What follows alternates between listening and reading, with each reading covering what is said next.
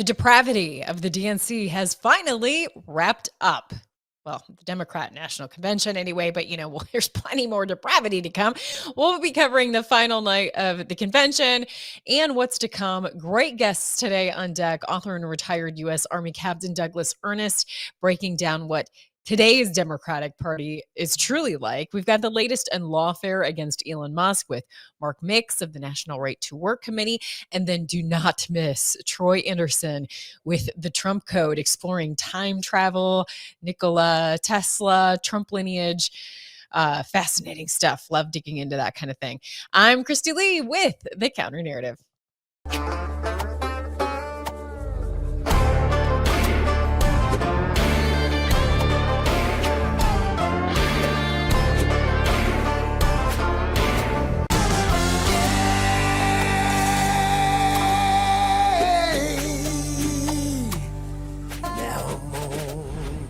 Side.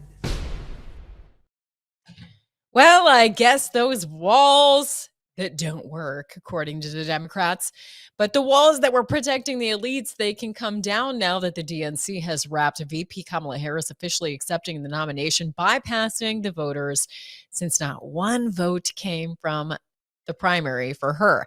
Huffington Post says it appropriately with their headline, actually. Democrat convention anoints Harris as commander-in-chief. Yes, anoints. That's what this was. Her speech was much of the same theme as the others, more focused on a fear campaign against the opponent, against Trump, than on what she would actually bring to the table. I mean, after all, even that is silly. What she would bring to the table, I mean, she's already been there for nearly 4 years. So what can she bring that she hasn't already brought in? Anyway, as Twitchy points out, she talked about throwing away votes with no self-awareness. Votes for Biden were thrown away by Democrat power players to coronate Kamala. Yet she said Donald Trump is trying to throw away your votes. Again, coming from the woman who was nominated without any votes. 14 million votes for Joe Biden were just thrown away. Here's how a Pennsylvania voter reacted to her speech last night. Watch. She wasn't clear enough on the policies. She did speak a lot of her personal history, which was great, but I still don't feel like she's ready. I feel like more so she should wait. I don't want to, per se, vote for someone that is a backup. Far behind backup. Now, he said that she's unclear on her policies, obviously, because she doesn't have any. What is clear is her horrible choice of CCP Tim Walz, her running mate. Here's a new ad released by the Trump campaign that sums it up about who we should really be fearing. Watch this. When his country and his state called out for leadership, Tim Walz abandoned them. In early 2005, his National Guard unit was ordered to deploy to Iraq. He said he'd go, but instead, he retired, leaving his soldiers without their senior non-commissioned officer. He abandoned us. As soon as the shots were fired in Iraq, he turned and ran the other way. And Governor Walz had, disappeared, retired out, and left basically his troops high and dry. The New York Times exposed Walz misrepresented his military record. In May 2020, as Black Lives Matter rioters burned down a police station, Governor Tim Walz again abandoned the people who counted on his leadership. Instead of immediately sending in the National Guard and coordinating with police, he downplayed the situation and let the city burn. Twice Tim Walz was called to lead. Twice he ran away. Now, back to Kamala. In her acceptance speech, she also accused Trump of standing ready to weaponize the justice system against opponents. Excuse me, what? As Cernovich points out, Democrats have filed multiple lawsuits across several states to stop voters from being able to support Dr. Cornel West, Jill Stein, and RFK Jr., the party of democracy, saying you can vote for whoever you like as long as it's the candidate they installed via a coup. To that end, RFK is expected to drop out of the race today because of all of this Democrat lawfare. If you're not watching this live, it may have already happened by the time you see this. It will be interesting to see if he has the guts to endorse Trump. There's no question Trump has to be careful about who he trusts. It appears the feud is over between Trump and Georgia Governor Brian Kemp. Here's Kemp with an endorsement. Watch. Well, Sean, look, we got to win. You know, we got to win from the top of the ticket on down. I've been saying consistently for a long time we cannot afford another 4 years of Joe Biden and Kamala Harris. And I think, you know, Kamala Harris and Tim Walsh would be even worse. So we need to send Donald Trump back to the White House. We need to retake the Senate.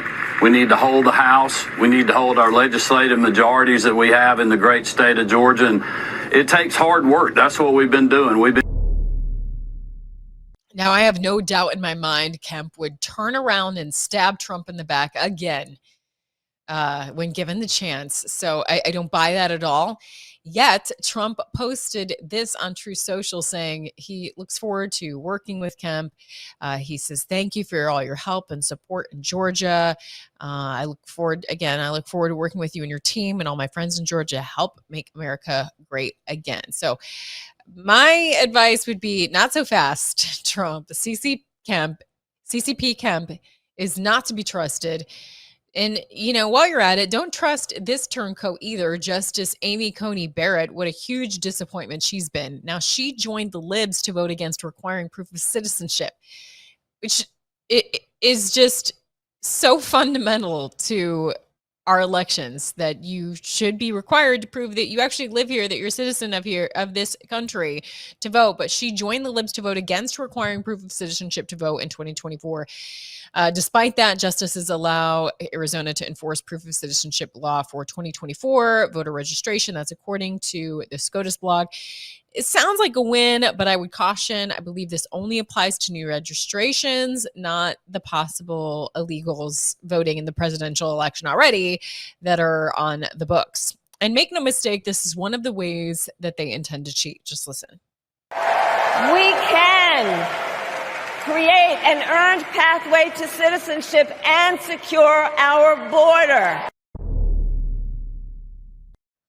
Okay, she wants to speed up all these illegals here. 10 million, I believe, is what she laid out. Speed up their citizenship, because this is how they intend to secure staying in power forever. Legacy media, being so pathetic that they now need Google to survive.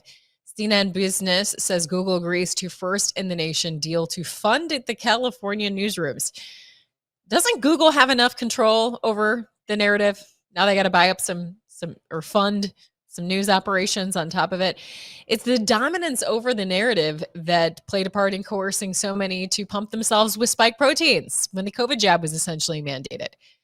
But this is promising. Some good news to share. It looks like the PSYOP has stopped working. From the New York Times, new COVID shots were approved, but who will get them? Many older Americans, including those in nursing homes, are not getting the booster shots. So they could only try and push that narrative for so long until the people woke up.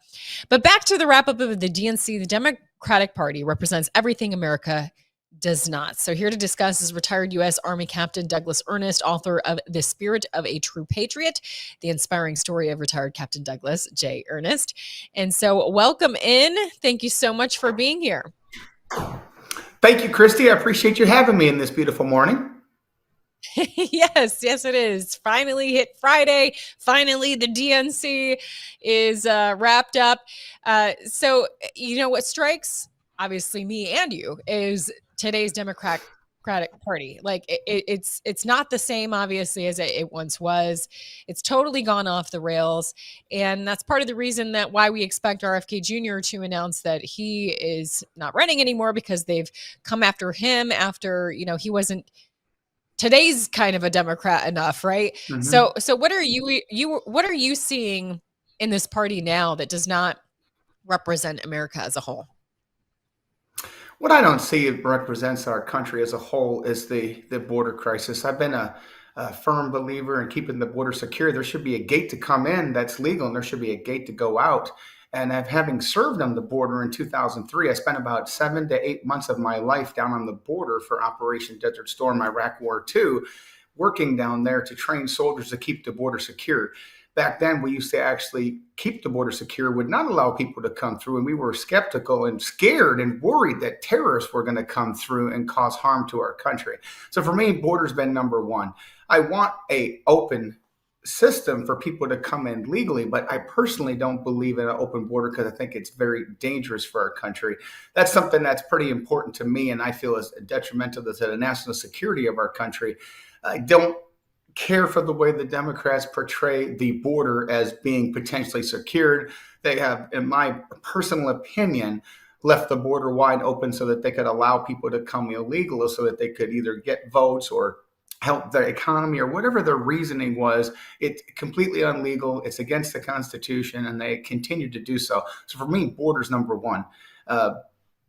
Vice President Harris had stated she was going to give us the biggest, strongest border bill in history, but she's never been to the border, and she's been crafted as the border czar. So very scary times in our country, and I see and I believe that the American people just see right through it. Yeah, you would hope, but it's wild how they try and push the opposite of what is true as true. I'm sure you caught the sheriff that spoke at the DNC who said Kamala is the answer for the border and that she's been to Mexico and that she's cracked down on the traffickers, etc. And it was just wild to see, like, what world are you living in? I mean, I live in here in Texas. I can't believe any Texas sheriff would go up there and say that Kamala is better for the border than Trump. And then he was exposed thanks to X, because obviously the legacy media is not going to do any homework and hold people accountable. He was exposed as having appealed to the Biden and Kamala administration for help at the border just a couple of years ago. Mm-hmm. Now he's saying that they've been great. What did you make of that? I thought it was just a counter narrative to what's going on at the border. I mean, you could just turn on any news channel and see what's going on. It's like looking in the air and you see a bird flying and someone tells you that. And I used this example yesterday on our interview that you look up in the air and you see a bird flying in the air and someone tells you, oh, there's no bird, there's no bird, there's no bird, but you see it with your own eyes. It just doesn't make any sense. And I believe that there are people that maybe like Kamala Harris for a different reason. Maybe not as her policies. Maybe they like her personality. Maybe people are, for me, it would be an exciting time to have the first woman president in history be in there. And that's an exciting thing for our country, adding a diversity to the leadership of our country, the best nation in the world, but it's not the right person at this time. So for me, I feel like they're trying to give a smoke and screen to just change what we actually see. And hopefully the people they believe won't see it and won't understand what's really going on. And a lot of people aren't as informed as some of your viewers might be. They might turn on the normal mainstream media that doesn't always portray the actual factual events of what's going on in the world, and they just take a quick 5 or 10 minute synopsis of that, or they get their messaging from Facebook, and it just doesn't allow that actual voter to understand what is really going on. But again, as I mentioned before, Christy, I think that the country sees through this because they understand that it's not always what the government is trying to tell you what's going on. And we got about 3 months for everybody to be informed in the correct way. And from channels like yourself and other channels that put out news that is actually newsworthy and fact checked, I think the American people can get to where they need to be. Well, I hope so, because I feel like sometimes covering all of this and I mean, I have to be very well informed about the narrative that is being put out there. So I have to expose myself to the legacy media lies. And I find out that they're lies because I do my homework and I look at the counter narrative so I can represent that to other viewers. But it does worry me sometimes because it's just so logical and common sense to me. Like, wow, these people are really just lying to people's faces. Here's the evidence. But I may be in this bubble because I'm doing the extra work to find out, so it is concerning. It worries me, but let's switch gears and talk about our military, because one of the I do believe we need to be focused completely on policy, because that buries Kamala all on its own. We don't need to talk about her sexual history. We don't need to talk about her intelligence. We can just focus on what she's done. And obviously, she was part of the Biden administration that had a disastrous withdrawal from Afghanistan, and it has had terrible foreign relations, and we're now in all these conflicts. Then she picks a running mate that was in the military but is getting flack for misrepresenting his military service. So I wanted to pose this question to you: what you make of all of this, and what you make of the military reception to how this administration has worked with, or rather not worked with, the military, and then this VP choice, and what you're thinking about him. Well, thank you for that question, and I appreciate you asking for my perspective on that. And that's number one, Afghanistan, and number two, Tim Walz. Afghanistan was a debacle. We all, as countrymen, we want to avoid war. We want to stop war. We want to stop the human suffering, and there's a way to do it. What was done in Afghanistan was a complete debacle. It's a complete opposite of textbook withdrawal. 110%. We left weapons on the ground to the tune of around $92 billion. And now those weapons are being paraded around the world, being sold to third world countries and being used to inflict harm on other people. And Afghanistan is in a much worse place than it was before. And we actually made a lot of ground. A lot of our brothers and sisters died on that battlefield, died in that theater of war. And all that work that was done there has now been left behind. And they've gone back to the medieval times, if you will. Women are no power, women are in hiding, and women are being abused. And it's an actual awful situation. I personally believe that this is from the administration, the Biden administration, the current administration, that allowed these policies to take forth in there. And then secondly, Tim Walz. I served for almost 20 years in the military. I was a captain. I was called up to my first time of war when I was 17 years old. And my second time, I was about 27, 28 years old. And I didn't want to go. My mind asked myself, why? What can I do to get out? What can I do to not go to war because it's dangerous? My first time, it was infantry. I was in an armory unit and I was playing infantryman on the front line. My second time, I was a lieutenant and I was in a rotisserie, just going to be sent to anywhere in the world that they needed me during that conflict after 9/11. And again, I didn't want to go. But after a couple of days of rationalizing, understand that my country needs me, and I signed a contract. I have to do this. My fellow soldiers need me. I cannot let them go. I went. Well, Tim Walz did not go. He had the same thing happen to him in the military, and he went around his leadership. You mentioned the sergeant major in this interview earlier. You showed a picture of him, and they did several interviews that said, yeah, he went directly ahead of me. He went behind his chain of command, went ahead and got out of the military when his soldiers needed him the most. I know he wanted to be a politician. I know at that time, he had already signed up to be in a contest to be voted on, but it was a complete farce. It was against the rules. It was against all protocol. And for me, it's appalling because I'm a soldier. I've served with these 6, 17, 18, 19-year-old kids that didn't want to go to war. I've had the best leaders you can ever imagine. My whole career, I've been mentored by the best. And to be honest, I've never seen a situation like that.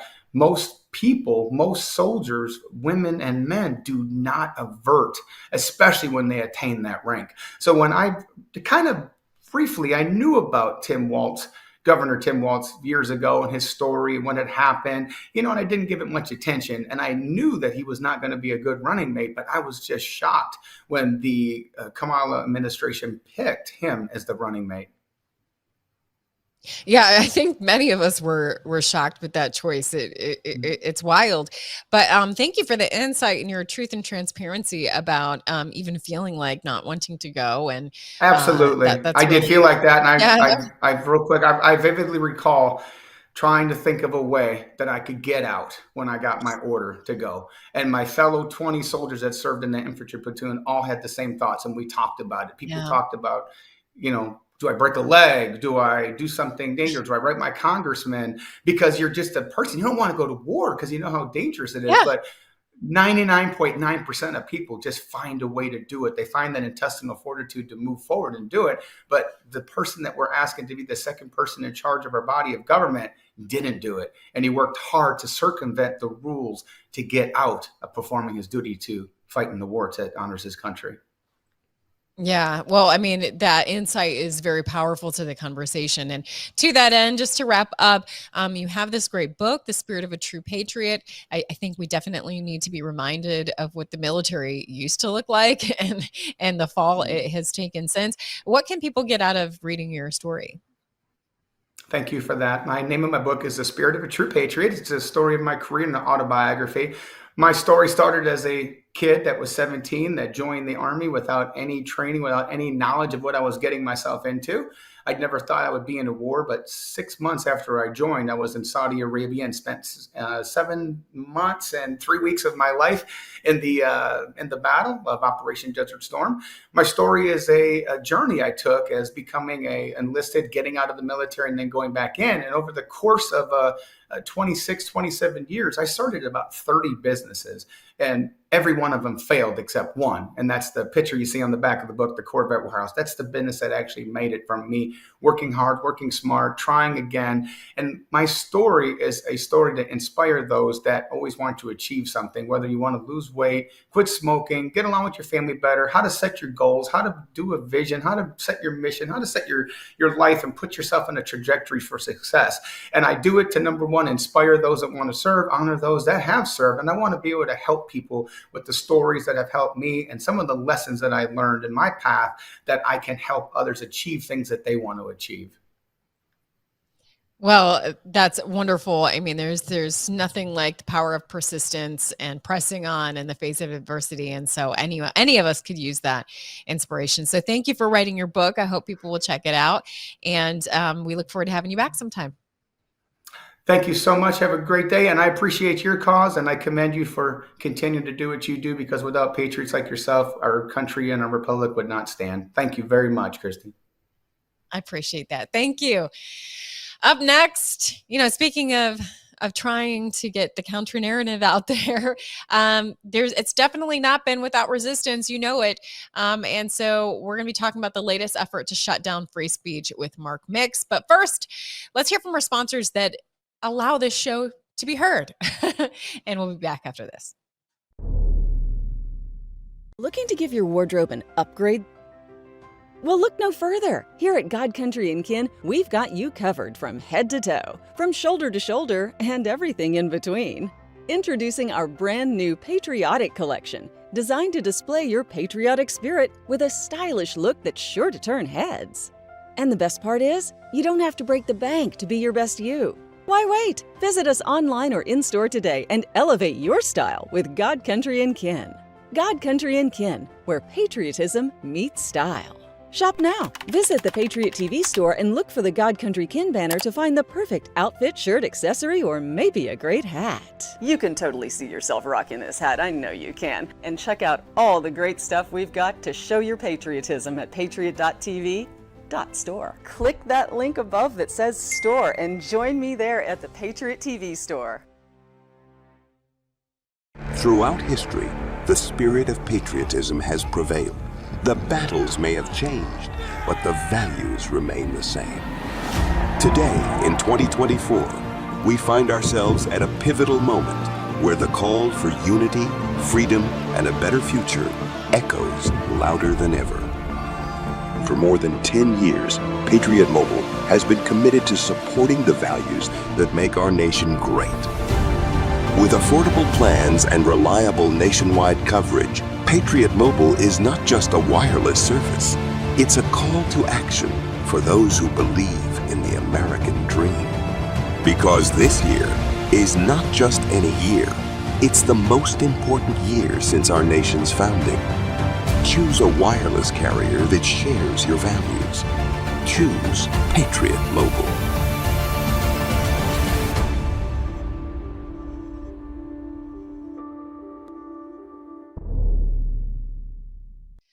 So the UAW has filed federal charges against Trump and Elon Musk over worker strike comments. These comments, of course, were made during the viral exchange between Trump and Musk on X.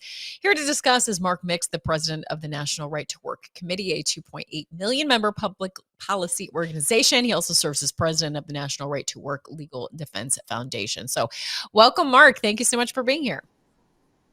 Christy, great to be on with you. Thanks for the opportunity to talk about this. Just another example of weaponization of the government to try to censor free speech. Outrageous.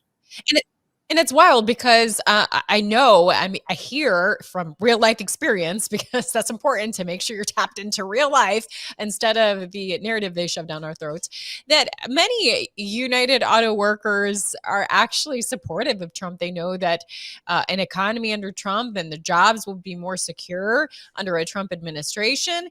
And so it's wild that they're now going to this extent, again, to attack speech. And so what do you make of it, and how successful will they be in this effort, do you think?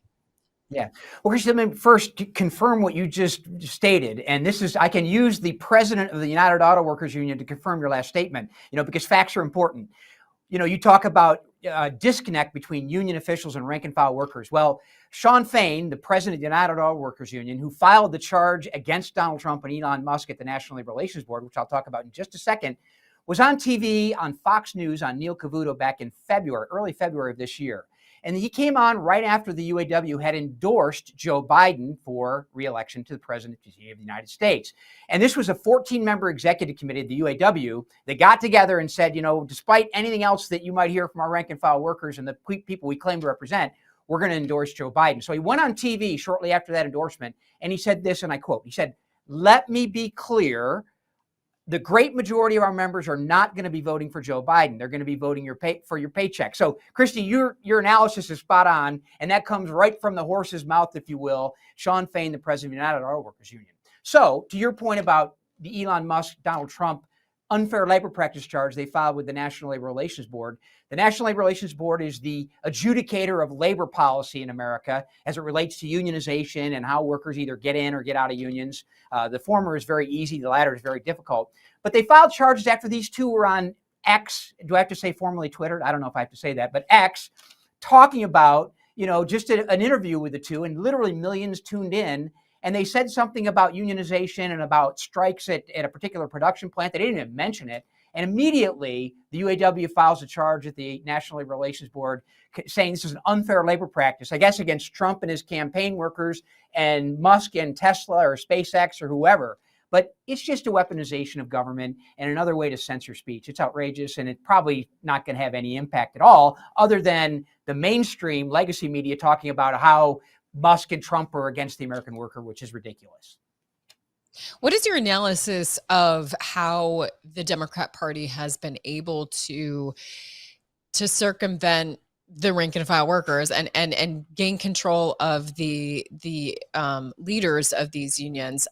Because again, it just doesn't make sense. I mean, the policies under the Biden administration usually hurt these companies to the point of threatening bankruptcy and loss of their members, the loss of jobs for their members. So how have they managed to get this control over them?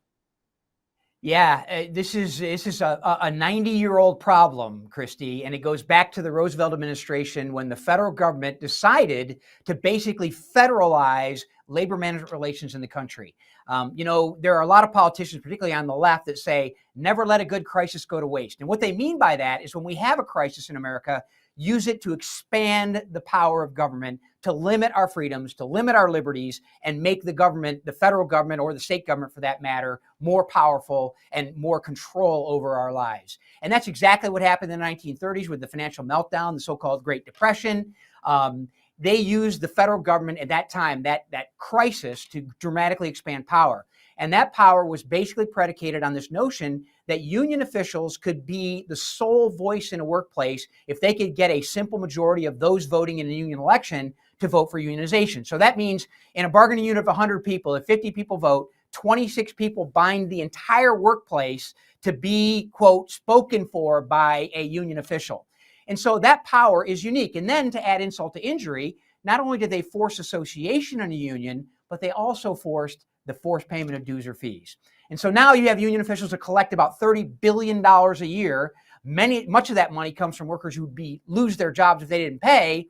And it makes them wholly unaccountable to rank and file workers who they claim to represent because the money comes out of their paycheck automatically. And if they don't pay it, they don't work. So that federal government power has given the union officials this dramatic power, and it's created what is this lack of accountability for the top bosses of unions here in Washington, D.C., and in state capitals around the country, and the rank and file they claim to represent. That disconnect's growing wider and wider, and this is another example. And Sean Fain's comment about the United Auto Workers Union, the great majority won't be voting for Joe Biden, and they probably won't be voting for Kamala Harris, but he has this power to force them to associate and to pay dues, and that's very unique in this grand experiment of self-government.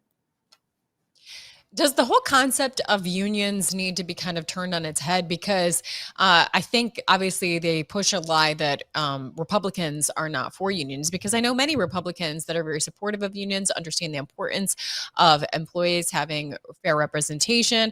But then it kind of, take Tesla, for example, like they're under intense pressure to unionize, but at the same time, if they were to do that, they would lose probably a lot of the benefits that they currently are afforded. Tesla has some of the very best benefits when it comes to healthcare, et cetera, in the entire nation. And if they were forced to unionize, good luck with keeping what's actually making a better quality of life for their employees. So does the whole concept of unionization need to be a little bit turned on its head? Because really it's what you were speaking to, the mandates, that the forced pressures and things like that, right? Yeah, that's absolutely right. And look, people often say, and they say to me when we talk, and say, oh yeah, there was a place for unions back in the late 1800s, early 1900s, when employers were violating their rights and being unfair. But the bottom line is this: there is a place for unions. There will be a place for unions. And the only thing that basically should be taken out of the equation is the force and the coercion that they have under federal law. I mean, I believe, and I think many people believe, and over 8 out of 10 Americans believe, it's wrong to force workers to pay dues or fees to a private organization in order to work. They believe that if we install voluntarism back in unions that allows rank and file workers to hold union officials accountable, that changes the model completely. The federal law protects workers' rights to join together to amplify their voice in a workplace if they feel like they're being cheated. But it also comes with that baggage of compulsion and force, which is the special privilege granted to union officials. So the idea of unionization, and I think a lot of Republican politicians, not to make it partisan, but the fact is it plays out that way, that Republican politicians, they believe in individual employee rights, and those rights include the right to join together collectively to amplify their voice. But the idea of forced association and the forced payment of dues, that's the violation of the individual freedom and liberty that should be part and parcel of the rights of individual employees. And unfortunately, as I mentioned, for 90 years, that power has been granted to union officials, that privilege, and it's only expanded into the public sector, into the government sector, which is really an injustice. I mean, even Franklin Roosevelt, who signed the law to allow this power and privilege for union officials, was asked about the public sector. He said, you can't do that. We can't unionize government. That's impossible. It doesn't work that way. Because he knew that in the private sector, you had substitute goods. So if the union officials demanded too much in one company A, company B would fill the void, and market share would be redistributed. And to your point, Christy, some people would lose their jobs if they demanded too much, or held out too long, or went on strike for too long, even though those rights exist and they're protected under federal law. So yeah, what we need to do to reform labor policy is not necessarily deal with the idea of, quote, unionization in general, but what we need to do is eliminate the force and coercion that's written into labor policy. That changes everything. Wow, that is so well put. And just to wrap up, you're from the National Right to Work Committee. What is that exactly? Like, what can that do for people? Yeah, Christy. Well, first of all, we have two organizations. The Right to Work Committee lobbies in Congress and in state legislatures to, one, protect the right to work laws that exist in 26 states across the country, and two, to help basically fight back against any increase in forced unionism power that union officials are trying to get. And my goodness, under the Biden administration, they've gotten new privileges and powers through executive orders, not necessarily through a legislative action, but certainly through administrative executive actions. They've been extremely powerful. Our Legal Defense Foundation has been around since 1968. We provide free legal aid to employees whose rights have been violated by forced unionism issues, and we take their cases. We help to represent them at the National Labor Relations Board, in state court, in local court, and we've taken 18 cases all the way to the U.S. Supreme Court, the highest court in the land, on behalf of individual workers who have the courage to stand up and fight back against this force and coercion that should not exist, but unfortunately does in federal law. So employees can go to the foundation, they can talk to a lawyer for free. They can talk about their case, and if it's in our kind of lane as it relates to forced unionism, we'll help them right to the end if they have the courage to stand up and fight with us against forced unionism. Well, it's so important that you offer this. And for those that believe in this, you can make a donation on the website as well. Sounds like a worthy cause. You're truly supporting workers and their independence, freedom, and sustainability for their families. So thank you for your involvement, Mark, and also your insight on all of this. Thank you so much. Christy, thanks for the opportunity. Appreciate it. And keep on doing what you're doing, too. We need more information out there, that's for sure. I appreciate that. Thank you. Up next, we're going to talk time travel. What? Time travel, Nikola Tesla, and more. We've got Troy Anderson with us to provide us insight on some of those things. But first, we've got to hear from those sponsors again that make this show possible. Please consider supporting. There's so many amazing things to choose from as far as that goes. So stay tuned and consider supporting the network, this show, by supporting our sponsors. Sounds rolling. All 3 cameras. We're good. Is there any regrets that you have in life? I should sit here and say, yeah, I got a lot of regrets. But when I look back on my life and I understand the lives that were lost, I mean, I'm sitting here with you. And I can tell my story. Former National Security Advisor, Lieutenant General Michael Flynn, pleaded guilty today to lying to the FBI. He was one of the most respected generals in the military. He was, by definition, the most dangerous possible person for Donald Trump to hire. Really brilliant military career, serving 33 years. Why was he being so elusive? Mike Flynn told the truth and faced life in prison. Every American needs this historical DVD keepsake. Flynn delivered the truth, whatever the cost. Hand-signed by General Michael Flynn, one of America's most treasured military heroes. Order now at the Patriot TV store. Go to Patriot TV, click on Store, and grab a once-in-a-lifetime chance to own a treasured piece of American history. And get your own personal download link to watch America's most talked-about movie, as well as a DVD hand-signed by General Michael Flynn. Use promo code PTV at checkout to get special savings. The Patriot TV store. Incredible savings and a secure, hassle-free shopping experience. I don't know about you, but I have to have that cup of coffee in the morning. And Kingdom Cup is mold-free, it is pesticide-free, and it is organic. It's got this flavor that is delicious. You don't even have to put cream or sweetener in it. Why did we go with the bean form, the whole bean? Because ultimately the powder form is the one that gathers the most moisture. And that means the more potential mold development. This is actually organic, mold-free, certified. That's important because ultimately people drink coffee. It's cultural. And so we tried to meet the culture where it is and create a healthy alternative. Make the healthy choice for you and your family. Try mold-free, pesticide-free, and it's organic. Delicious Kingdom Cup coffee. And it's available now at the Patriot TV store. Go to patriot.tv and click on Store. You'll find Kingdom Cup coffee in the health and wellness section. Order Kingdom Cup coffee at the Patriot TV store now. Welcome back to the Counter Narrative. Could Trump family connections to time travel, esoteric knowledge, and secret societies hold clues to unlocking the mysteries of our past and future? So interesting. Here to discuss is Troy Anderson, author of The Trump Code, Exploring Time Travel, Nikola Tesla, and the Trump Lineage. Anderson is a Pulitzer Prize-nominated investigative journalist, founder and president of the Inspire Literary Group, an Inspire PR agency, executive editor of the Return International, VP, and COO of Battle Ready Ministries, founder and editor-in-chief of Prophecy Investigators, and co-host of Frontlines.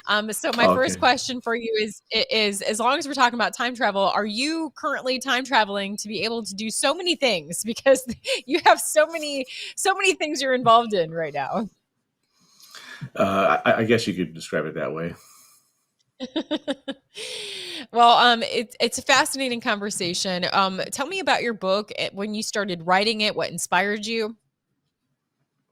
Yeah, so this new book, The Trump Code, is my 7th book, and that this journey began with the Babylon Code back in 2015, which is an expose of globalism, exploration of are we moving into these end time events the Bible talks about. And one pastor was so inspired by this book that he delivered a whole box of these books to the Trump campaign in early 2016. And then 2 months later, Trump announced that Americanism, not globalism, will be our credo as his platform for president. Now, I don't know there's a connection, but I've always been curious. And so, that was sort of his pushback against this globalist, push for this one world system. And so the Trump Code today, coming out September 17th, sort of puts together this 5,000 piece puzzle of, how President Trump fits in unfolding end time events. There's the Ingersoll Lockwood novels and sort of this curious connection to time travel. So that's sort of the nutshell. Yeah, I mean, it's fascinating. I know some people would write off things like this as like, wow, that just seems too wild to even dive into conspiracy theory, Q kind of stuff. But I mean, it is very fascinating when you are willing and open-minded enough to dig into these things, all of the kind of coincidental connections. You mentioned the book that actually mentions a Baron Trump, I believe. Maybe expand on that further. Yeah, so there's a author named Ingersoll Lockwood. He lived in the 1800s. Abraham Lincoln had actually appointed him consular general to Hanover, Germany. And this is sort of the time of the popular The Alice in Wonderland book. So he wrote this time-traveling fantasy adventure novels for children called the Baron Trump Collection. It's at the Library of Congress, and this came out in the 1890s. And on the cover of the book is a drawing of a little boy named Baron Trump, and he looks like President Trump's son. There's a striking resemblance to Trump's son Barron. And so he lives in Trump Castle on Fifth Avenue in New York City, where Trump Tower now stands today. And he goes on these time-traveling adventures guided by Don, his uncle Don, the master of masters. And so they have these grand adventures. And there's been stories in Newsweek and Politico about this, sort of, having fun with this. And then the last book in the series is called The Last President. And so in this book, a populist president is elected. The anarchists and socialists converge on Trump Castle in New York City, chanting death to the rich man, and the Civil War breaks out, and military is called in, and all kinds of chaos. And so people have wondered, was this prophetic in nature? Maybe sort of like, George Orwell's 1984 or Ray Bradbury's Fahrenheit 451. Wow. So interesting, fascinating. Could this fictional novel hold clues to this election? I mean, you talk about things ending in civil war. It's like, wow, that sounds really close to what we are facing right now. I mean, there's already a multitude of rumors of cyber attacks. There's political unrest. You have some of the Democrat power players threatening that if Trump is elected, that they will still come after him, that they will still try and come after him with some kind of insurrection charge. So what do you foresee happening? Yeah, I mean, so some of the statements from the Democrats are rather shocking, in terms of Trump wins. So I think pretty much everybody expects there will be, legal battles, chaos, violence, that kind of thing, unfortunately. And so, was Lockwood prophetic? Maybe he was, and so that's a question we explore in the Trump Code. Also, how does he fit into unfolding Bible prophecies? And there's been, many modern day prophecies. If we think back at King Comblint and Lance Wallnau and some of these recent guys that, may perhaps foresaw this attempted assassination attempt. So we sort of put the whole puzzle together and into, what's the future for Trump and what's the future for America and the world in this book. And I imagine you had this book finished, the Trump Code, before this historical pivotal moment of Trump nearly being assassinated. How did it, being that you've dug into all of this, what was it like to see that happen, to see him within millimeters essentially of losing his life? Yeah, I mean, that was quite striking. I mean, I was actually finishing up the book when that happened. And so then I rewrote the introduction and the foreword to include that. And what's the chance that he just happened to turn his head right at that exact moment, just got shot in the ear, and, he attributed God to saving his life. I remember when he first got elected, Franklin Graham posted on Facebook, because everybody was stunned. Everybody thought Hillary Clinton was going to win. But then Graham posted on Facebook, it's the God factor. So the Bible talks about God raising up leaders, deposing leaders. And so I believe that, God has a purpose for President Trump for this time in history. And so these Ingersoll Lockwood novels, The Last President, could he be the last president? Or perhaps maybe his son Barron, decades later, could be the last president. Who knows? But these are all intriguing things we explore in the Trump Code. And so, I mean, that's taking the angle of the divine intervention that many believe was at play. But there's no question there's darker forces at play. And you mentioned something about curious numerology surrounding Lockwood's name. What is that about? Yeah. So according to the gematria calculator, you just Google that. It's based on the each Hebrew letters corresponds to a number, and so if you run their names, Lockwood means the storm is coming, and then Donald Trump name means they've all been caught. It's something like that. So Trump is like campaigned.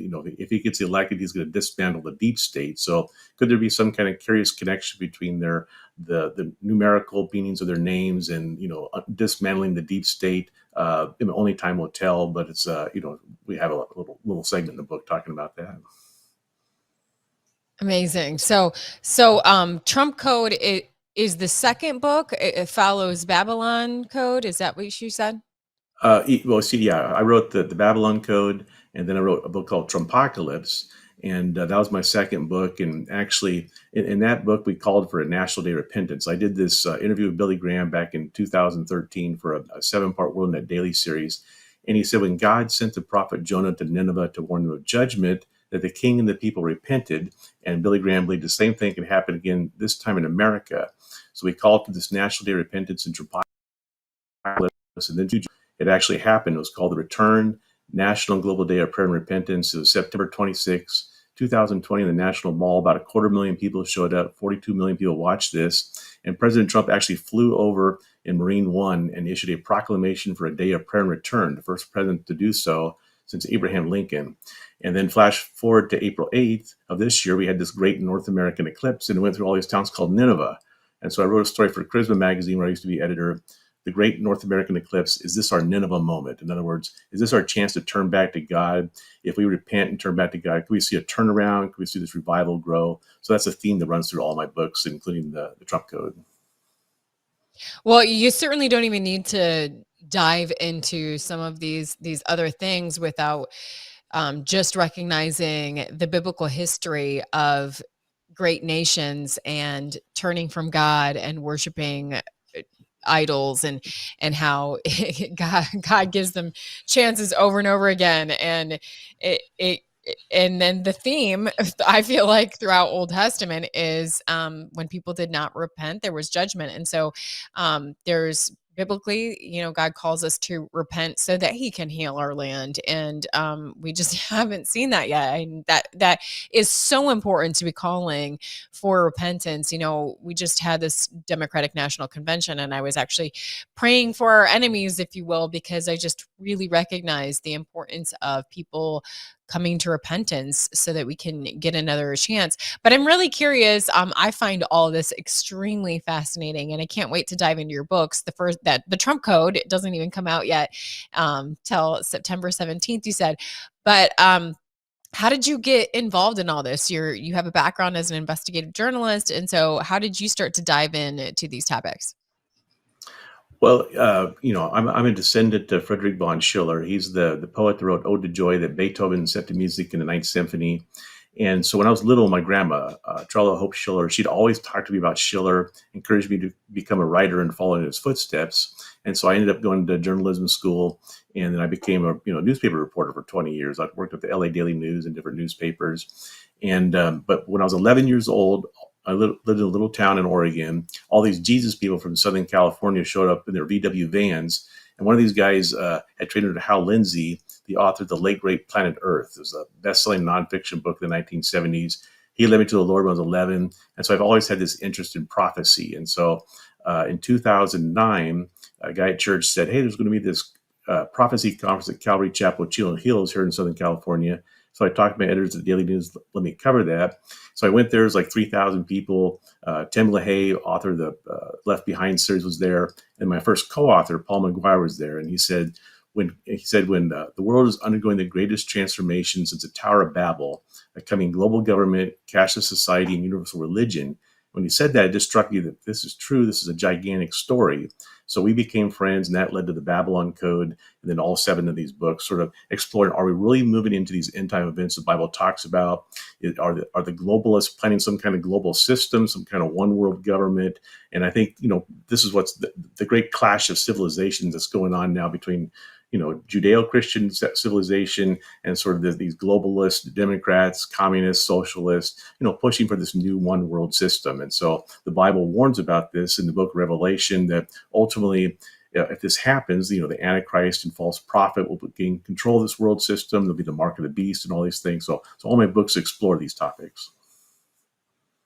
And as far as the Trump Code, which is releasing soon, can you cite for me some of what your sources were?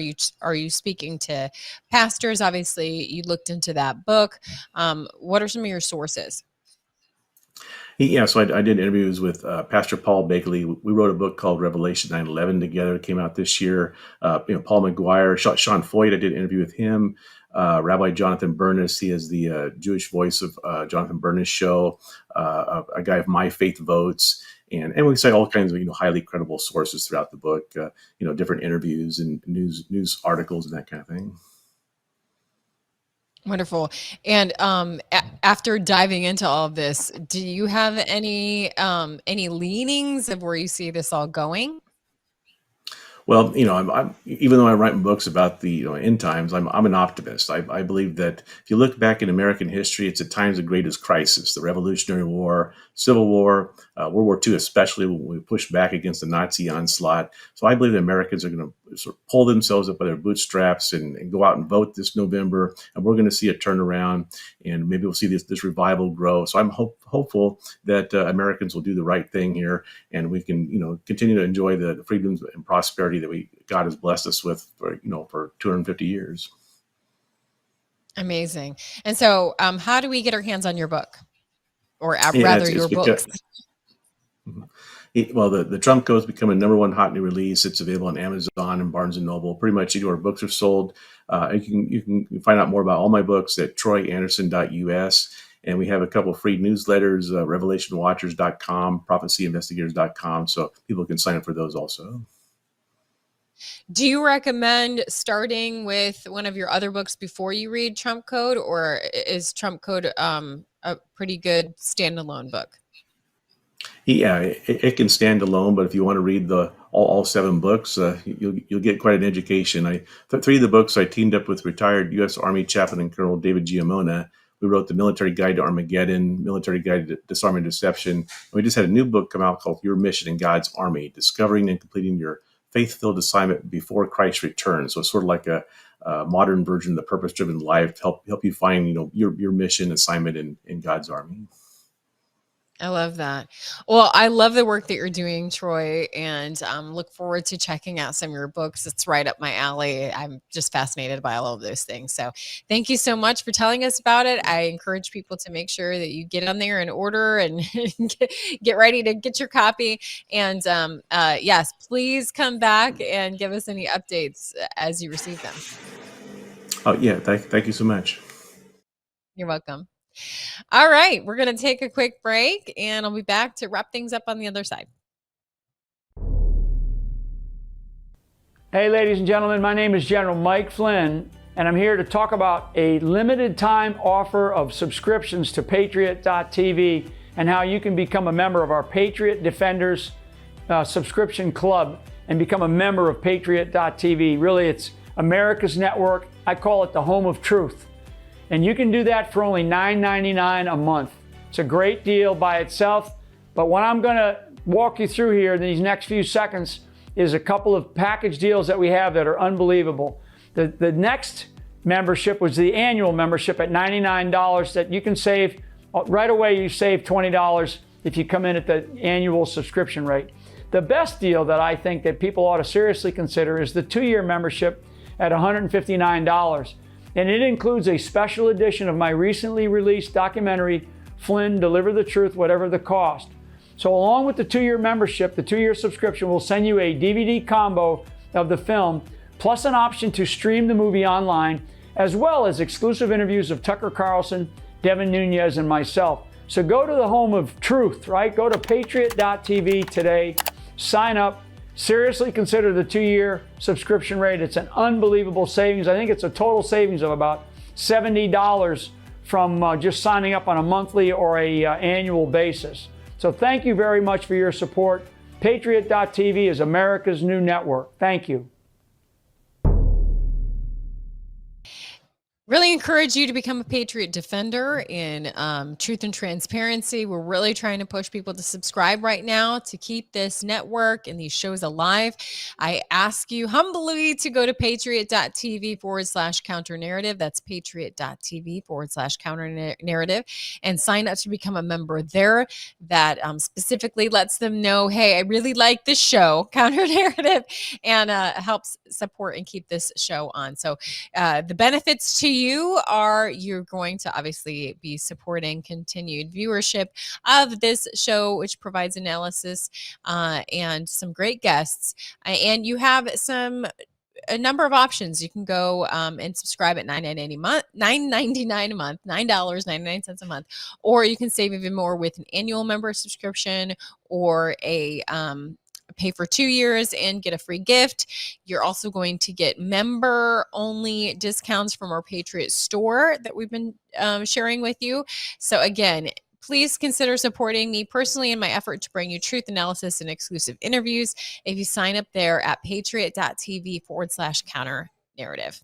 All right, the verse of the day is this. It is, blessed are you when people insult you, persecute you, and falsely say all kinds of evil against you because of me. Rejoice and be glad, because great is your reward in heaven, for in the same way they persecuted the prophets who were before you. So that comes from Matthew 5, 1 through 16. A portion of that scripture, and it's just important to keep in mind because boy, the insults are flying when it comes to the division of this election season. But as long as your heart is in the right place and in defense of Christianity, freedom of religion, then know that you're blessed in the process. You can join me for a daily devotional at ChristyLeeTV.locals.com. That's ChristyLeeTV.locals.com. And thank you again for watching, and don't forget to share the Counter Narrative. Now I'm on the right side.